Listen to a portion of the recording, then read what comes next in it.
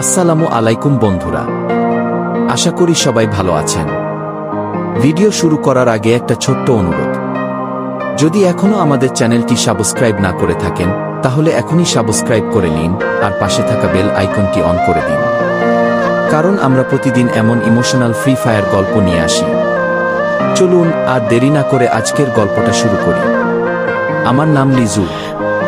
আজকে আমি আপনাদের আমার জীবনের একটা গল্প শোনাবো, একটা গেমের গল্প। কিন্তু আসলে এটা শুধু গেম না, এটা বন্ধুত্বের গল্প। আমি আর আমার 3 বন্ধু আরাফাত, রাশেল আর নাহিদ, আমরা প্রতিদিন একসাথে ফ্রি ফায়ার খেলতাম। স্কুল শেষে রাত জেগে সবসময় আমরা একসাথেই থাকতাম। আমাদের একটা স্বপ্ন ছিল, একদিন আমরা বড় টুর্নামেন্ট খেলব আর সবাইকে দেখিয়ে দেব আমরা কতটা ভালো খেলতে পারি। একদিন আমরা একটা গুরুত্বপূর্ণ র্যাঙ্ক ম্যাচে ঢুকলাম।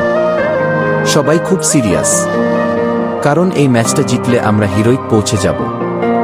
গেম শুরু হলো, চারদিকে গুলি, শত্রু, ভয়ঙ্কর সিচুয়েশন। রাশেল প্রথমে নক হয়ে যায়, আমরা তাকে বাঁচাতে পারিনি। তারপর নাহিদও একটা স্নাইপে পড়ে যায়। এখন শুধু আমি আর আরাফাত। আমরা চুপচাপ খেলছিলাম, কারণ জানতাম এটাই শেষ সুযোগ। শেষ সার্কেলে শুধু 2টা টিম, আমরা আর শত্রুরা। আরাফাত বলে, লিজু তুই সামনে যা, আমি কভার দিচ্ছি। আমি সাহস করে সামনে এগিয়ে গেলাম। হঠাৎ করে চারদিক থেকে গুলি শুরু হলো।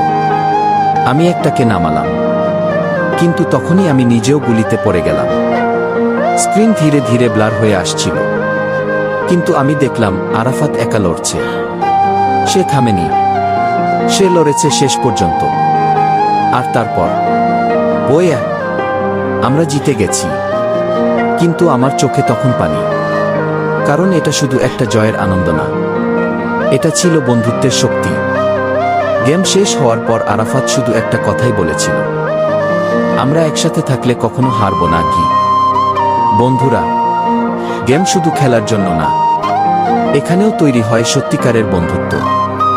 আজকের গল্পটা যদি ভালো লাগে তাহলে অবশ্যই লাইক দিন, কমেন্ট করে জানাবেন কেমন লেগেছে।